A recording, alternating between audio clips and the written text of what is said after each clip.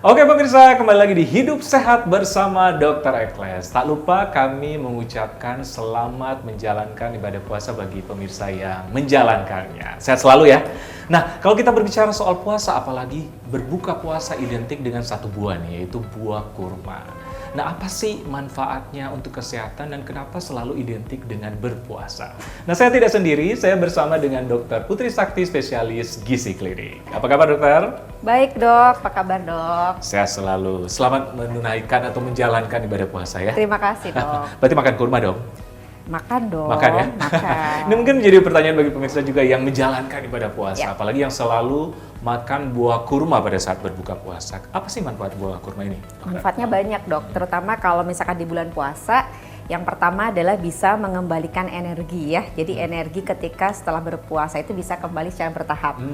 Kemudian di dalam kurma itu kan juga ada proteinnya. Jadi bisa mengembalikan tidak hanya karbohidrat, gula darah kita, tapi juga protein kita untuk massa otot dan lain-lain nggak berkurang juga dok. Oke, Gitu. oke. Dan kandungan vitamin mineralnya pastinya bisa meningkatkan imunitas tubuh, memperbaiki untuk fungsi dari pencernaan kita gitu ya dok ya, dan pastinya dengan banyaknya mineral seperti selenium, magnesium, pencernaan pun juga jadi lebih lancar dok. Oh gitu? Iya, Oke. karena kan kadang kalau di bulan puasa itu kita ada gejalanya, salah satunya sembelit. Benar. Nah, magnesium yang cukup itu akan membantu sekali untuk bisa memperlancar buang air besar juga. Oke. Gitu.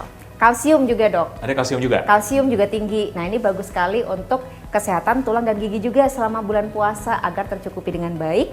Dan yang terakhir dia juga ada antioksidannya. Nah antioksidan yang bagus pastinya kan bisa membantu kita lebih sehat selama bulan puasa ya dok. Setuju. Betul. Anti radikal bebas ya. Betul. Tapi ngomong-ngomong soal mengembalikan energi pada saat berpuasa. Ya. Itu sebabnya kan selalu kita makan ini pada saat berbuka ya. Iya. Memang sempurna itu ya, maksudnya buah kurma dibanding buah-buah yang lain ya, untuk mengembalikan energi. Betul, karena dia tadi ya dok ya, memang secara kandungan karbohidratnya kan bagus ya untuk mengembalikan gula darah secara bertahap gitu. Kemudian juga tidak hanya karbohidrat saja, kalau buah-buahan secara umum kan dia minim protein. Bedanya kalau buah kurma ini dia juga mengandung protein. Kemudian vitamin mineralnya cukup tinggi gitu, sehingga untuk semua fungsi tubuh kita jadi lebih bagus. Gitu. Karbohidrat kompleks nggak sih? Termasuk karbohidrat kompleks. Oh, oke. Itu disarankan pada saat berbuka puasa ya. Betul. Nah, oke. Ngomong-ngomong, berapa banyak nih dokter? Karena kan banyak gula di dalamnya ya. Betul. Berapa banyak sehari nih yang dianjurkan, yang berlebihan juga ya. Contoh buah ini nih. Iya betul. Oke, jadi sebetulnya dok, setiap satu butir kurma ini kalorinya sekitar 25 sampai 30 tergantung jenisnya gitu ya. Sehingga pada umumnya untuk orang-orang dewasa sehat seperti kita 3 sampai 5 butir masih oke. 3 sampai 5. Sampai 5 butir, berarti kan 150 kalau 5 butir ya. Hampir kita seperti makan satu porsi nasi putih sebetulnya. Benar. Nah, sehingga jangan lebih dari itu sebaiknya. Nah, untuk orang-orang yang punya riwayat diabetes atau kencing manis sebaiknya batasi 3 butir saja. 3 butir saja. Jangan setoples ya. Jangan, harus bagi-bagi juga. Harus bagi-bagi juga.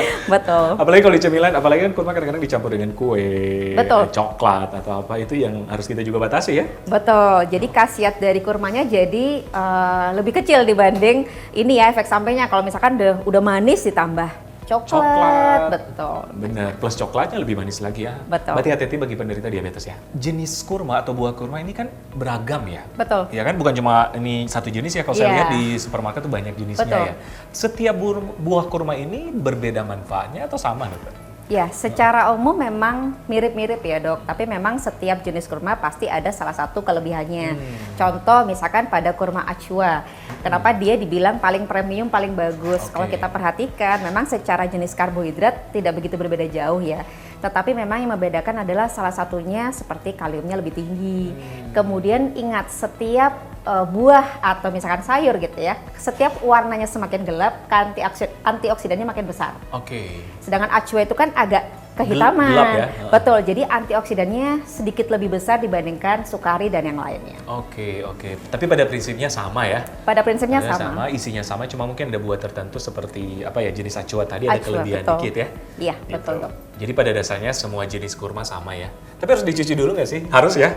Harus, karena kan memang setiap pemrosesan itu ya kita khawatirkan ada paparan pestisida dok gitu. Jadi tetap upayakan untuk mencuci gitu. Terus juga dicek, jangan lupa dibuka kalau misalkan ada serangganya, sebaiknya dibuang gitu. Atau kadang ada juga kurma yang dia jamuran karena memang penyimpanannya tidak baik. Jadi kita juga harus melihat juga kondisinya ya. Betul. Jangan habis dibeli tapi langsung dimakan ya. Sebaiknya iya, karena kan kita harapannya tidak menambahkan kuman yang masuk ke dalam tubuh kita dari kurma yang harusnya kaya manfaat. Benar, malah akan nambah penyakit yang lain, apalagi Betul. pada saat berpuasa ya. Betul. Ya. Nah, buah kurma ini kan manis banget seperti tadi ya. Kita harus 3-5 ya sehari aja untuk orang yang normal. Nah, diperkenankan nggak dok? Kadang-kadang kita kalau berbuka puasa dilengkapi dengan kurma, ada es teh manis, dan manis-manis yang lain nih. Ya. Itu gimana dokter? Baik, ya sebetulnya kalau kita ingin menjaga kesehatan secara umum ya dok, sebaiknya kita batasi. Kalau memang kita sudah memilih kurma, sebaiknya kita tidak menambahkan lagi yang manis lainnya gitu. Tetapi kalau misalkan sesekali nih dok, wajar ya, kadang kita menginginkan juga ada es buah gitu ya, segar gitu ya. Kalau boleh saran, sebaiknya porsinya diperkecil. Misalkan tidak satu mangkuk, tapi satu gelas belimbing kan porsinya lebih kecil.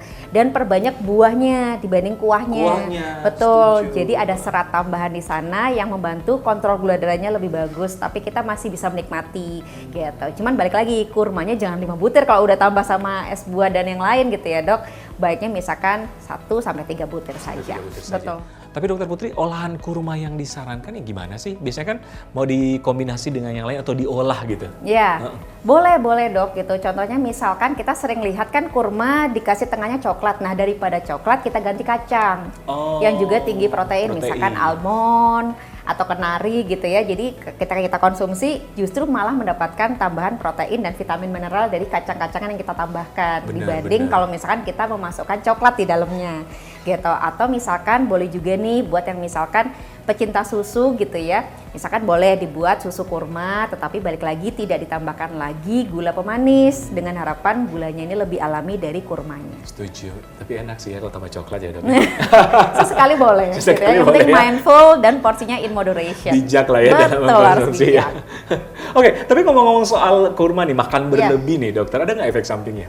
Ya, kalau efek samping kita ingat bahwa memang kan karbohidratnya cukup tinggi ya. Jadi kalau kita berlebihan mentang-mentang karena kita suka gitu ya, apalagi bulan puasa, otomatis kadar gula darah kita akan meningkat. Setuju. Entah itu bisa meningkatkan gula darah atau bisa juga meningkatkan berat badan. Padahal harusnya kan bulan puasa itu bisa menurunkan berat badan ya dok, efeknya gitu. Nah, balik lagi kita harus melihat tubuh kita. Kita punya riwayat penyakit apa? Salah satunya adalah orang-orang yang memang punya riwayat diabetes. Memang dibatasi dok, bukan berarti tidak boleh gitu ya. Kemudian yang kedua, orang-orang yang memang punya gangguan fungsi ginjal, terutama kalau memang di hasil laboratoriumnya menunjukkan ada kadar hiperkalemia atau kaliumnya tinggi.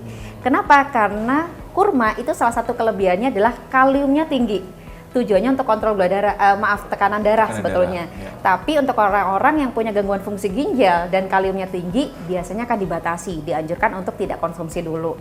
Atau yang ketiga, karena kalium ini membantu menurunkan tekanan darah, jadi orang-orang yang cenderung selama bulan puasa tekanan darahnya rendah, sebaiknya dibatasi, bukan berarti tidak boleh. Oh, bukan, iya benar, dikontrol ya. Dikontrol, betul. Berarti itu yang memang tidak disarankan mengkonsumsi kurma berlebih. Tapi ada orang-orang tertentu nggak yang memang kontraindikasi tidak boleh mengkonsumsi kurma? Sebaiknya tadi yang memang hiperkalemia terutama ya dok ya, karena kan kaliumnya tinggi, jadi sebaiknya kalau memang sudah tahu ada gangguan fungsi ginjal, ada hiperkalemia yang menyertai, sebaiknya tidak mengonsumsi dulu semua produk yang mengandung kalium, salah satunya adalah kurma. Setuju. Nah dokter, ada kan kalau buah kurma kan kita konsumsi pada saat berbuka ya? Betul. Kalau pada saat sahur disarankan nggak dok?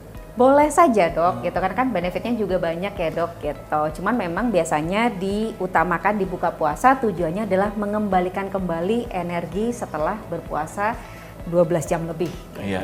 Karena kan kita kekurangan gula ya. Betul, kalau sahur kan kita udah dapat dari nasi dan lain-lain gitu dok. Oke. Jadi bisa-bisa aja, tapi memang ya sebaiknya atau disarankan pada saat berbuka untuk mengembalikan energi kita. Betul. Oke, dokter, tips nih bagi pemirsa di rumah apalagi yang menjalankan ibadah puasa yang suka mengkonsumsi kurma. Gimana sih mengkonsumsi kurma selama bulan puasa sehingga ada manfaatnya untuk kesehatan? Baik, pastikan agar kita mengetahui punya riwayat penyakit apa saja dok. Salah satunya tadi ya untuk diabetes atau gangguan fungsi ginjal dengan hiperkalemia maupun yang memiliki riwayat darah rendah, sebaiknya memang dibatasi dulu untuk jumlah dari kurmanya. Kemudian juga pastikan agar kurma yang kita konsumsi bisa mendapatkan benefit yang luar biasa, salah satunya dengan tidak terlalu banyak pengolahan gitu ya. Jadi misalkan boleh kalau mau ditambahkan kacang-kacangan untuk menambahkan protein, tapi tidak menambahkan yang sumber kalori besar, misalkan yang coklat tadi ya. Manis-manis lainnya. Betul gitu ya. Dan yang ketiga, pastikan porsinya ini karena hanya untuk mengembalikan energi, pastikan agar 3-5 butir saja saat buka puasa. Oke. Jadi pemirsa, kurma memang pilihan tepat atau buah pilihan tepat untuk berbuka, tapi memang kita harus bijak dalam mengkonsumsi. Betul. Setuju ya dokter ya? Setuju. Oke pemirsa, sudah 1 jam kita bersama Anda. Semoga apa yang kami sajikan bermanfaat untuk kesehatan Anda. Tetap saksikan Hidup Sehat bersama Dr. Ekeles setiap Jumat jam 9.30 untuk mendapatkan informasi kesehatan yang bermanfaat dan tentu saja terpercaya untuk Anda. Hanya di TV One.